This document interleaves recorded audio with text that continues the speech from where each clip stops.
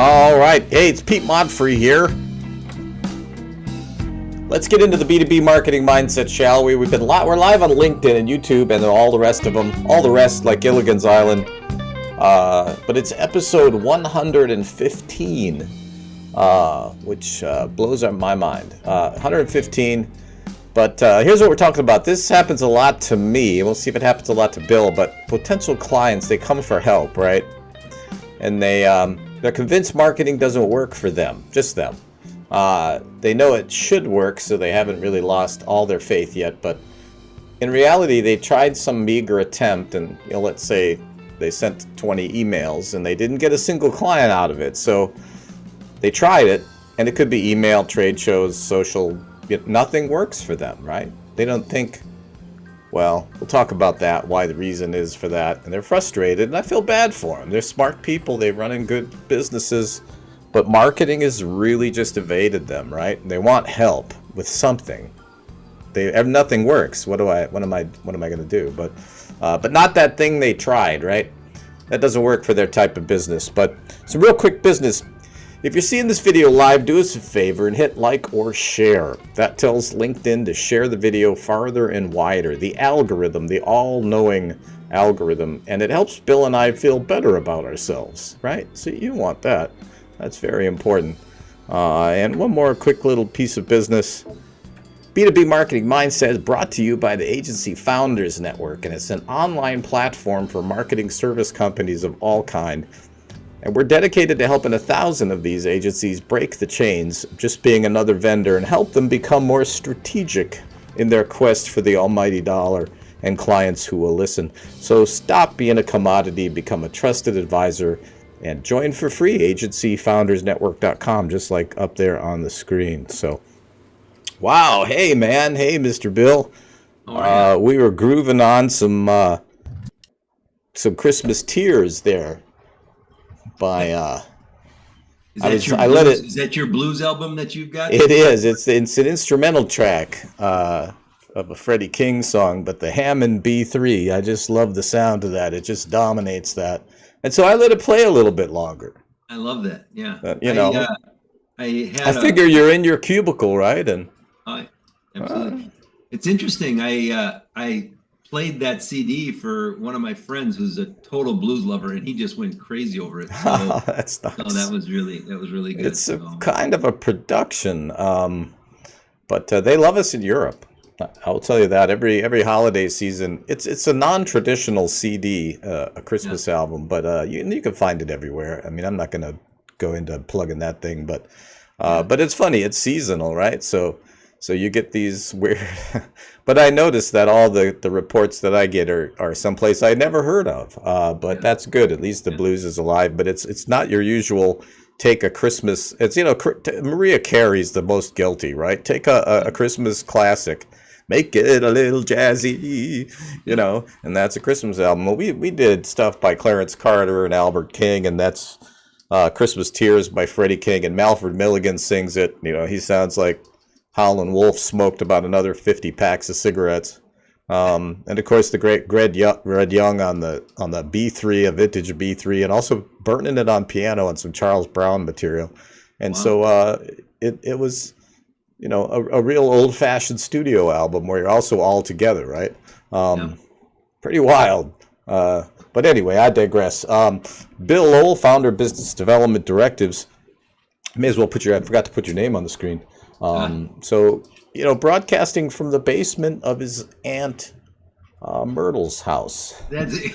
How did you know that? This is great. Yeah, I recognize it. Yeah, she was nice enough. Well, she's gone for the weekend, so I'm here early on. I'll leave before she gets back. Doing the live broadcast. Don't tell anyone.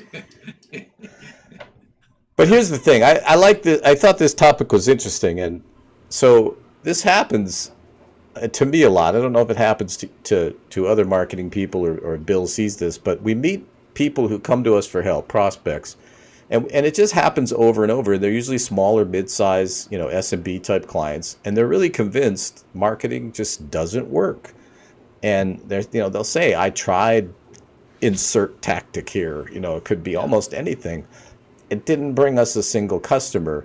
which speaks, we'll talk a little bit about this, speaks to attribution, right? Or maybe it was some small effort like I described at the beginning. They just dipped their toe in, right, a little bit, and they didn't want to risk very much, and we'll see if that works. If that works, we'll do more, and then it fails, and they're wondering why. We're going to break that down. And these are smart, capable people, right? But marketing it's a black box to them. And that's not their fault. It's, it's certainly become a very complex endeavor. But so they'll try this thing once, maybe, or twice, or sometimes, I have to say, I was going to say once or twice, but in reality, I'm thinking about it. Some companies will be in this cycle for years. Right. And they're spending, but not a lot, right? Because they're timid, but they haven't lost the faith yet. But by the time they talk to me, they often have. I don't know if they've lost. It's not that they haven't lost the faith. They still need to know. I still need to do it, but I just don't like it, or it just doesn't work. But I know everybody else is doing it, so I got to do it. So I mean, it's almost like a guilt by association kind of thing. I got to do it. It's like it should work. Yeah. If we could get it right, but it's not. Our business is so unique. Yes. In the universe, like a little speckle of dust. That it doesn't work for us. That's right. Like, wait a minute, show me what you wrote, and they wrote, hey, here's what we do, all about us and some other stuff, and we're great, and you know what, we should jump on a call house next Tuesday, right? Very first contact. Yeah, and you sent 20 of them. I don't know why that doesn't work, or maybe it's the way you're doing it. So that's kind of what we're talking about. So nothing works. Well, now what? Right? I mean, do you see that? Do you see that? I'm talking to people all the time, but I do see that, and sometimes those are my best clients. And the reason I say that is because they're so frustrated that I finally can convince them that they have to do research. So, but sometimes they'll even say yes, and then that's a struggle too. So, but we did it already. We did it already. And we didn't learn a thing. It's like there was nothing new there. That's right. Now, if you're a type of marketing guy that doesn't push a little farther and a little deeper and say, tell me how you did it, right? What was your methodology? Well, I had my virtual assistant from the Philippines call a bunch of my customers and ask them if they'd refer us. Yeah. Okay, that's what? Is that it? No, you didn't. You didn't do it for real, and your data probably isn't that good. Again, this is kind of a rude episode because I sound like I'm on my soapbox, but I'm just going to tell the truth because, well, people, they don't talk about this stuff. I don't know why, but so here's what's going on, right? We'll talk about that. So nothing works. Now what? Could it be that, and you've tried trade shows, for example, but the thing is, it's the details that count. So if probably there's only so many ways to reach your prospect. So once you've ruled them all out, it's magic bean territory, and I'm all out of magic beans. But even if they tried like you talked about a trade show or PR campaign. You pick it, Pete. And I didn't mean to run off on your topic, but you're right. But the question is, did they even, like you were saying, did they even do it correctly? Did they have a plan going in? Did they have any good follow-up afterward? Did they have scripts of what to say to engage the customers? How was the booth? Did they, maybe they didn't have a booth. What was their strategy? Did they have an objective in mind when they went and walked the floor? Right? Yes, exactly. It's in how you do it. But very few companies, they're not willing to say, hey, that didn't work. You know why? Well, and no, I take it back. I do meet some people. It's not the majority, but hey, we just didn't do it very well, right? Or we were too timid, because risk is a big thing, right? There's this idea, but I think it comes maybe from manufacturing, where you can buy a machine, has a certain output per hour. You can decide how many hours you're going to run it and what each widget it costs that comes out of the machine, and you can predict. Yeah. It's just marketing ain't like that. Right. And so you could start that machine at a quarter capacity and work your way up, right? Because you've got 25% more widgets than you had before. The problem with marketing is a lot of it's based on momentum. So it takes time to build up momentum. And the more money you have, you could do it faster, but there gets to a point where money really isn't the answer. Like, it's how you do it is what counts. So does marketing not work, or maybe how you're doing it? That sounds so rude, really. I love that comment. And I know this is a little bit off kilter here, but when you talked about momentum, I remember like early on in my consulting, I worked for a great guy, that. And I'd say, Ed, how do these people make any money? How do they do it? They're so screwed up. You know what I mean? I was just young and naive, but you could see they were really screwed up. And he would just say, momentum. Momentum. They're in gear. It doesn't matter about marketing. It's just, they're used to making, but if something happens that they stop, they're done. It's like, yeah, exactly. And for most of us that aren't the hook taw girl, little pop reference for the young people. We that momentum takes a lot of resources. I say, imagine a giant flywheel, and to get it stopped, right? It's inert, and so you need to get it going, and so it takes more energy to get it started than it does to keep it spinning. And so you've kind of got that backwards, where we're going to do a few little things, we can see what works, right? So you're assuming something. Your assumptions are wrong. Or next talking point. Maybe you're assuming that, gosh, I'm not sure where to begin with this, because there's so many things you could be assuming that are wrong that will derail your... Or maybe their buddy in one of these executive groups told them that we've been doing this and this works like magic, and then all of a sudden they get the false expectation that that's going to work for us, where it's a totally different target audience or something. You're right. Where do you start here? It could be so many things that maybe the expectations are misguided. Maybe you're misinterpreting where you are in the life cycle, that maybe you're emerging and you think maybe they've given you some advice, or your agency, and they're giving you advice that would work for a mature company. Again, that's going to defeat it. What you say in those emails and sequences. Now, I'm going to acknowledge that there are things going on with attribution and the way Google works and the way Facebook works and Apple and email clients and everything. Marketing is just, you wake up one day and have to learn a whole bunch of new stuff, any day of the week. But there's so much going on that it's easy to kind of lose track of how to kind of pull it off, right? So, but people don't think like that. They are thinking logically, like, I guess it should work. I mean, you connect with people, but I get these offers for do I want to buy Mongolian horses for my farm? Oh, man. So yeah, they're really targeted well, and they tell me how great the horse is. Can't believe it. They must be amazing. And then they want to talk to me and use up my valuable time for some reason.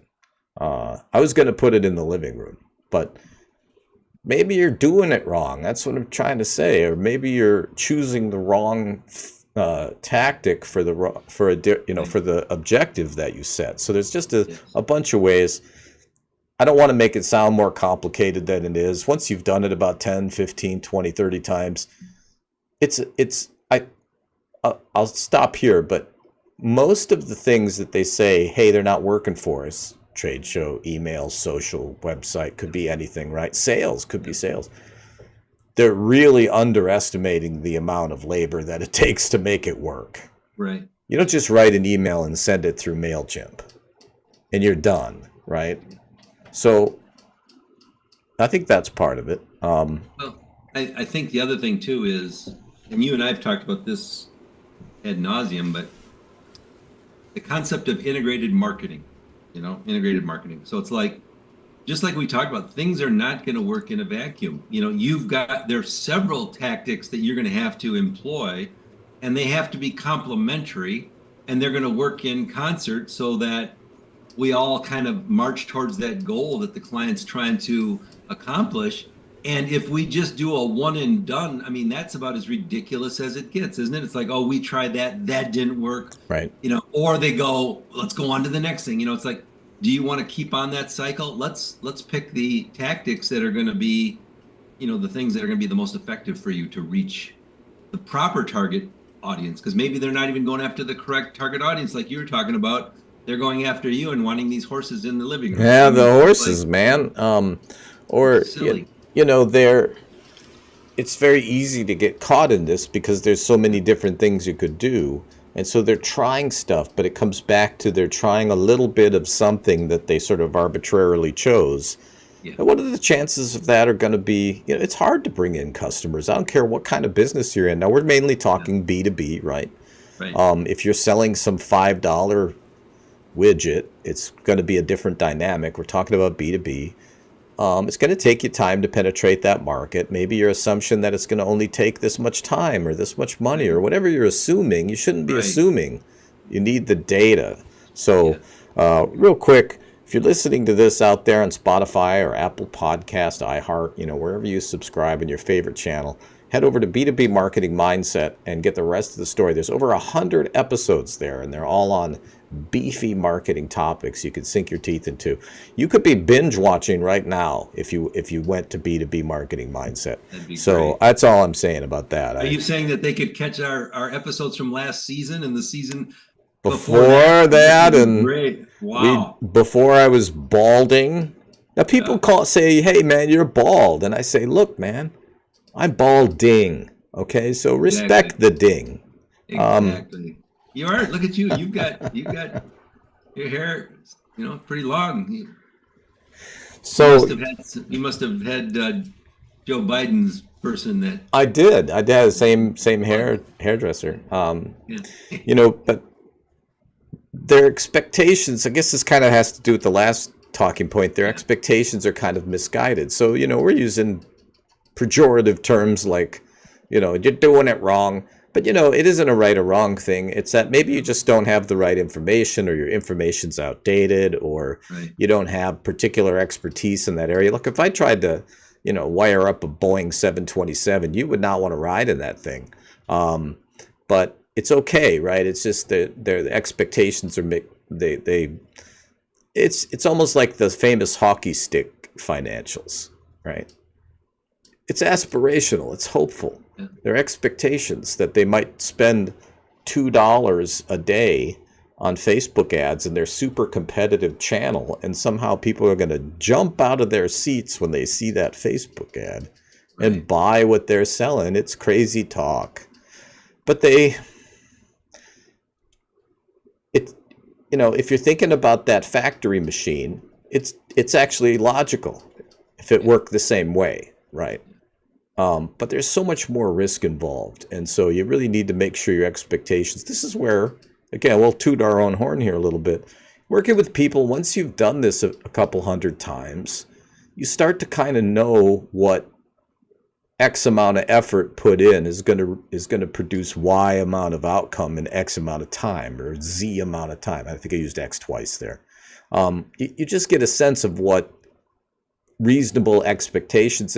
And really, if you're strategic planning, I always want to undershoot I want to be conservative in my expectations. And I'd rather be surprised. And I just had a LinkedIn post go 56,000 impressions. Oh, wow. It was the one about embezzling. The hook was our receptionist was embezzling from our agency, so we fired her, and that's when the trouble began. That's the intentional hook. 39,000 some odd people reached. This is according to LinkedIn's stats. Now, let me tell you, this is a 100x anomaly with my usual level of engagement. There's something about what I wrote, a little nice short story about a nice girl who did us wrong. But the moral of it was we didn't know what the heck she did. We didn't have any written processes. And so it's kind of a boring business story, but it's interesting. We analyzed it with using AI and figured out a format, and we're testing that now. But are you going to that kind of effort? Like, that was unexpected, but I kind of have a good sense of what's normal, right? Let me just share a story about one of my clients. So I have a client who's a wealth manager, and he's been running radio ads. And I have to tell you, the radio ads are they're not good. Okay. And it's not me that's helping. I mean, I'm helping him do the research, but he has his own ad agency that's been helping him with these ads, and they sound just like everybody else's. And so he's been complaining to the ad agency, these aren't working. And on his defense, he's right. I mean, they're not working, but they told him time and time again, you need to give it time. You need to give it time. You need to. So this is now his second year running these ads, and asked me if he's gotten any new leads from it.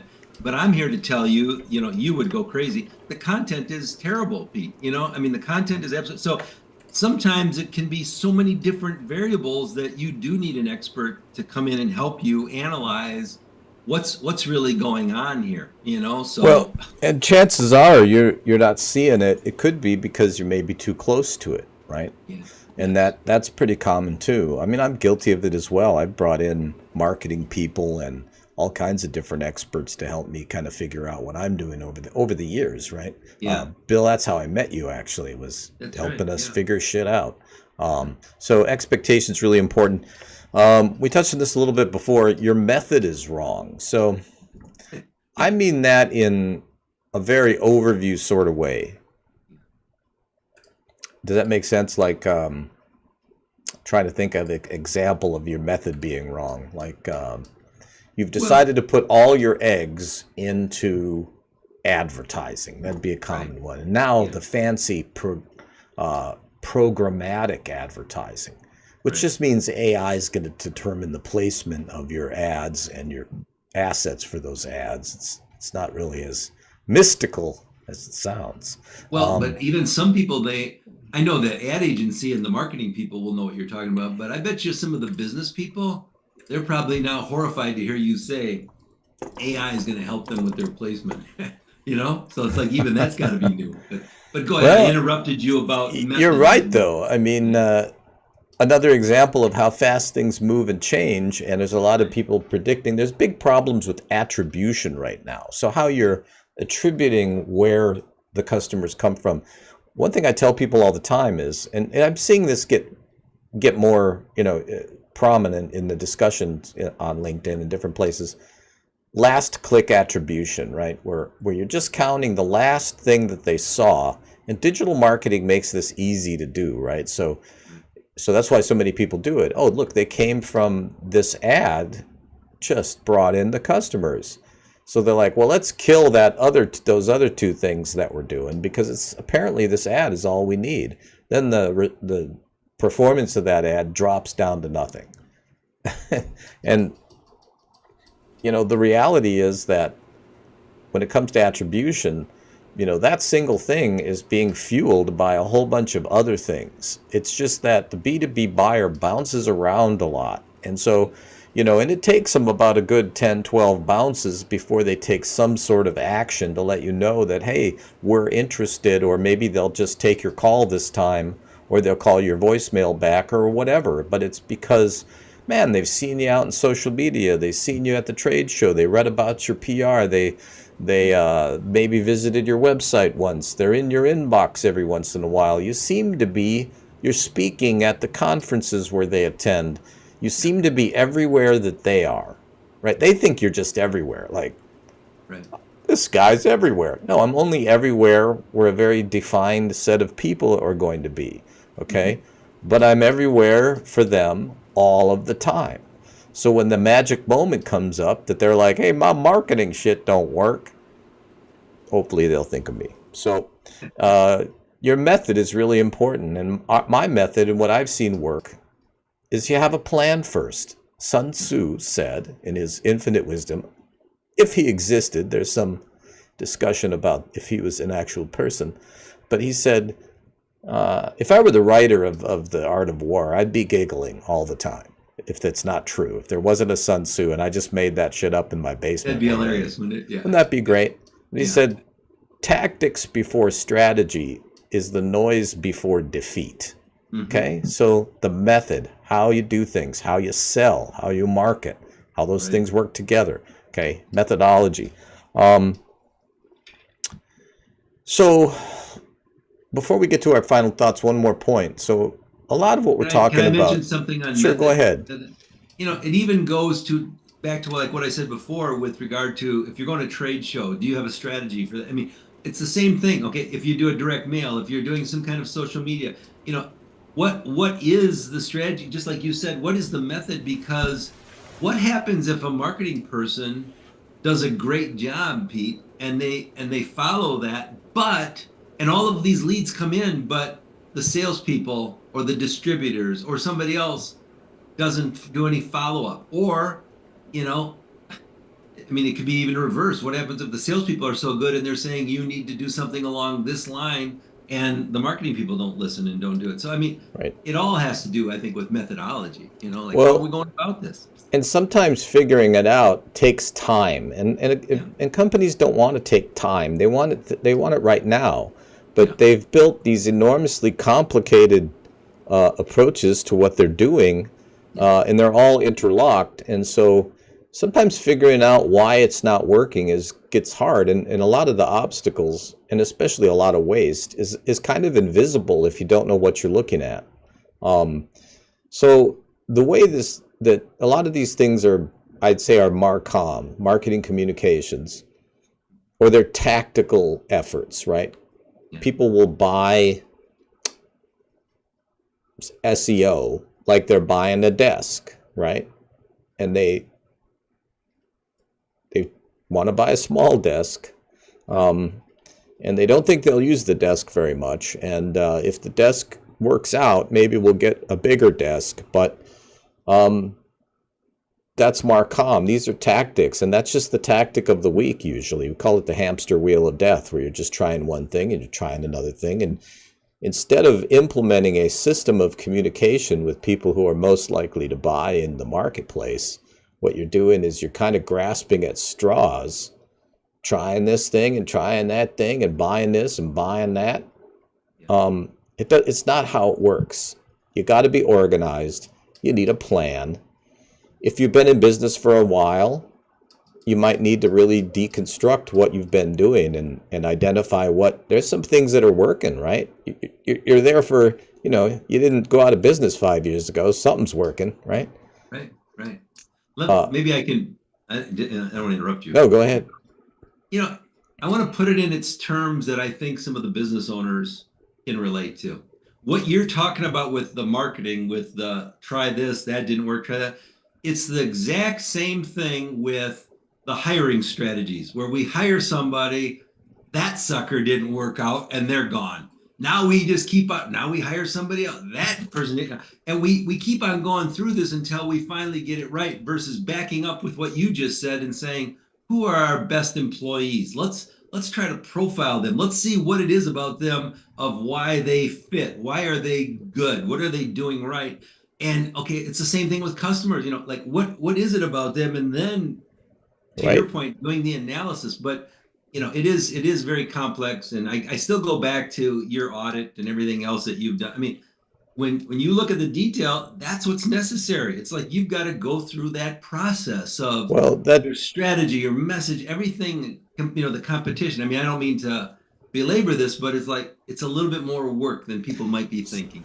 that's kind of what it comes down to, right? Is that the way business is, the pace of today and the pressure that is on CEOs and CMOs, it's very hard for a lot of people to step back and put the effort into, and it could be on a very micro scale, like, for example, social media posts. Social don't work. Did you hear that social media doesn't work? Did you hear that rumor? Yeah. If you put 5 seconds into your inane post about your CEO's birthday and a picture, another one of him, right? Another picture of him, it's not going to work, right? You have to put effort into all this stuff. And it's not that, hey, that Monfre guy makes everything too complicated, makes too much work out of stuff. Hey, listen, you know what? I'm essentially a lazy guy, okay? I don't want to do all that work, but I can't change the physics of business and marketing. Does that make any sense? That was kind of like a soliloquy. I like what you just said, though. I mean, But the way this works is you plan it out. You got to get inside your customer's head. You got to know what the competition's doing. It is a process. You may engage that process for some reasonable amount of time. If you've been trying to do a marketing plan for a year, that's too long. Okay, you need to get some help. How long does it take? If the client is very available and we can get in, what we need to do, and their customers cooperate pretty well, we can do a comprehensive plan with creative and messaging and positioning in 60 days. A lot of clients, they don't want to wait even 60 days. They're like, when is this going to pay off my measly investment I made? And it's like, man, I tell you, maybe it might take you, let's say the plan, everything goes smoothly, it takes a couple months. Now you have to fix a lot of stuff and build a lot of stuff. That could take 2 or 3 months, right? And then you got to run that system that you created for some period of time to get some data, to get a baseline if you don't have one, right? And so then you have the natural friction of penetrating the consciousness of a marketplace. That just takes time and force. That's why I call it the physics of business, right? It's not something I can change, because if I did, I'd work a lot less hard. It's just a lot of work. It is. Let me ask you a question and see what you think about this.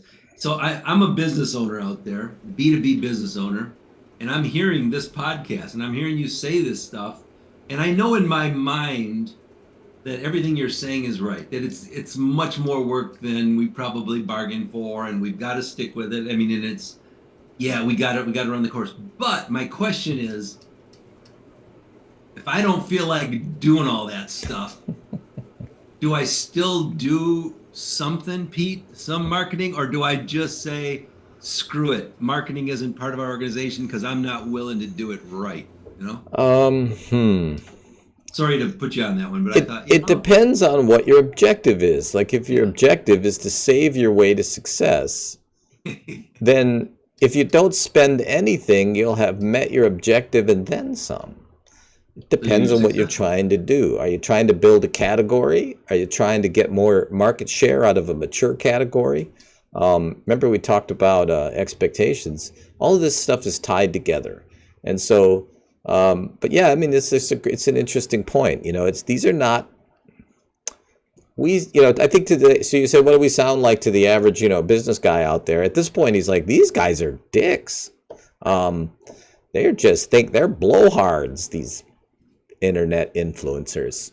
Yeah. No, this is just some truth bombing going on, I guess. We don't plan these episodes out to the nth degree. What you see is what you get here, live. Been live 115 times, Bill. And they might be thinking the worst of us, Pete, but in the back of their mind, they're going, "You guys are right." Nobody talks about this stuff. Nobody talks about it. I'm not going to admit it. I'm not going to admit it. It's okay to admit it. The first step to a solution is recognizing you have a problem. And so let's get to our final thoughts here. We could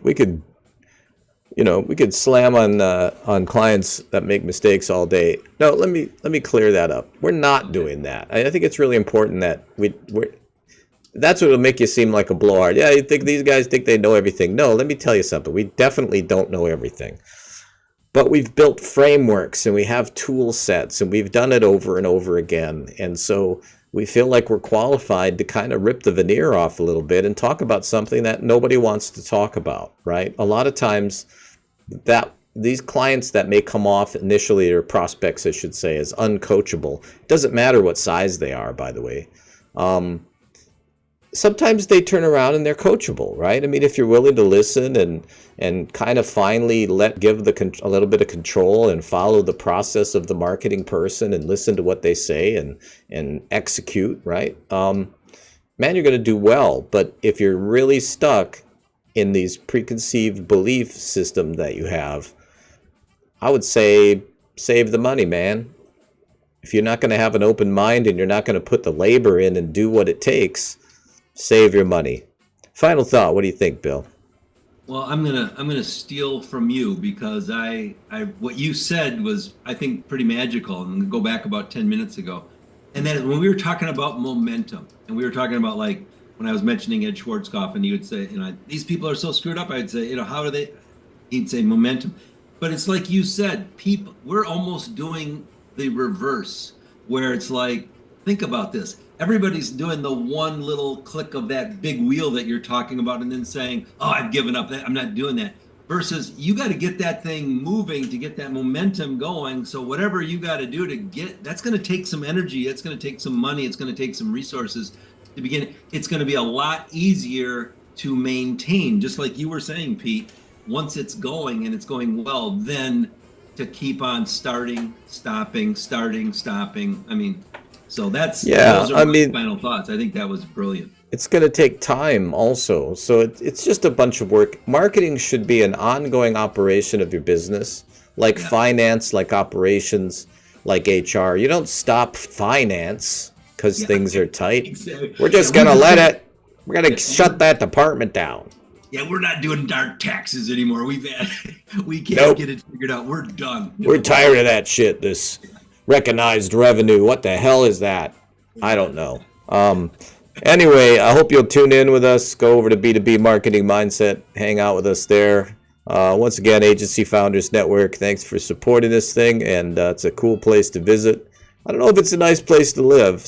Seems like it is. We have almost a 0% attrition rate at the moment, but it's early. Can you remind people too of like where else they could hear this podcast? Wow, so it's in the scroll too, but it's everywhere fine podcasts are consumed. I think most of our listeners are on Apple Podcasts, but it's on iHeartRadio. We have probably second is Spotify. It's on Amazon. It's on a bunch of platforms this old guy has never heard of. Okay. But it's everywhere. But if you want to see the video, you can follow us on LinkedIn, or you can go to b2bmarketingmindset.com and see the video part. Because all you guys on Spotify, you're just hearing it in your ear hole. You're getting a big truth bomb right in the ear hole, is what I would say. But we do it every week. So right here on LinkedIn and YouTube are the main two places we stream live. And so I hope you'll join us 11 o'clock Central. And I hope there was something that of value you could take from this. It's a good discussion. Thank you, Bill. That was a lot of fun. Thank you. Over and out. 39 minutes on the nose. You've been listening to the B2B Marketing Mindset with Pete Monfre and Bill Lowell. Add to the conversation by commenting, sharing, and liking. And don't forget to subscribe and check out the links in the comments. Learn more at b2bmarketingmindset.com.